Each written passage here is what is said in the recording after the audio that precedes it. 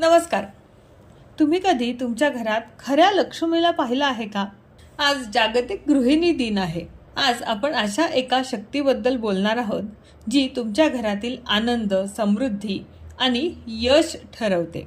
आपल्या घरातील या लक्ष्मीला प्रसन्न ठेवण्यासाठी खरं तर तुम्हाला कोणतेही मोठे धार्मिक विधी किंवा पूजा अर्चा करण्याची गरज आहे का? आज आपण असे एक सुभाषित पाहूयात जे सांगते की तुमच्या घरचे भाग्य नक्की कशावर अवलंबून आहे.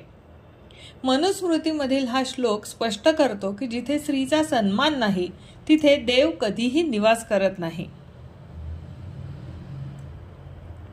यत्र नार्यस्तु पूज्यन्ते रमन्ते तत्र देवता यत्रैतस्तु न पूज्यन्ते सर्वास्तत्र अफलाः क्रियाः.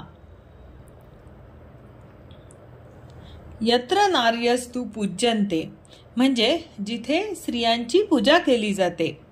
रमन्ते तत्र देवता तेथे देवता निवास करतात.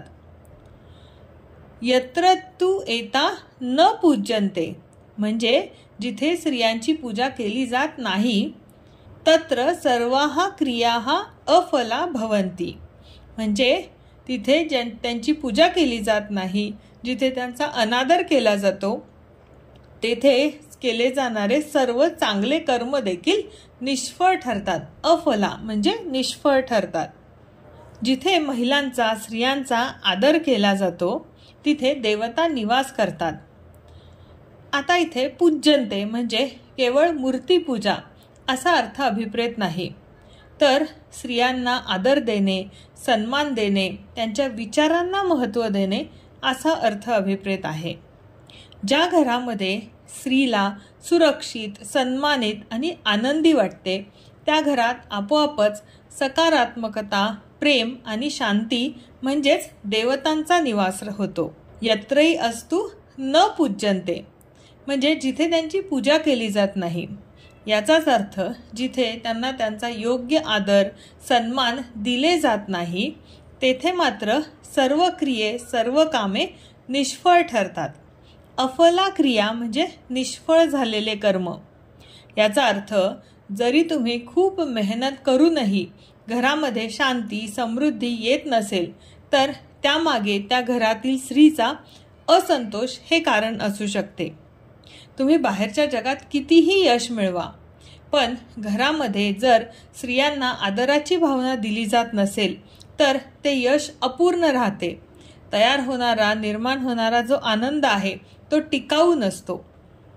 मित्रांनो, या सुभाषिताचा संदेश अगदी स्पष्ट आहे. देवतांना प्रसन्न करायचे असेल तर त्याआधी तुमच्या घरातील देवीला, स्त्रीचा सन्मान करा. देवतांना प्रसन्न करायचे असेल तर आधी तुमच्या घरातील देवीला, स्त्रीला सन्मानित करा. आजच्या गृहिणी दिनाच्या निमित्ताने फक्त एक दिवस नाही तर रोजच्याच जीवनात तिच्या योगदानाबद्दल कृतज्ञता व्यक्त करा. आजच ठरवा तुमच्या घरातील स्त्रीच्या कामाबद्दल आणि तिच्या अस्तित्वाबद्दल तुम्ही कशा प्रकारे कृतज्ञता व्यक्त करणार आहात. खाली कमेंट करून आम्हाला नक्की सांगा. हा व्हिडिओ तुम्हाला आवडला असल्यास लाईक करा आणि तुमच्या मित्रांशीही शेअर करा. त्यांनाही स्त्री सन्मानाचे हे रहस्य समजू द्या.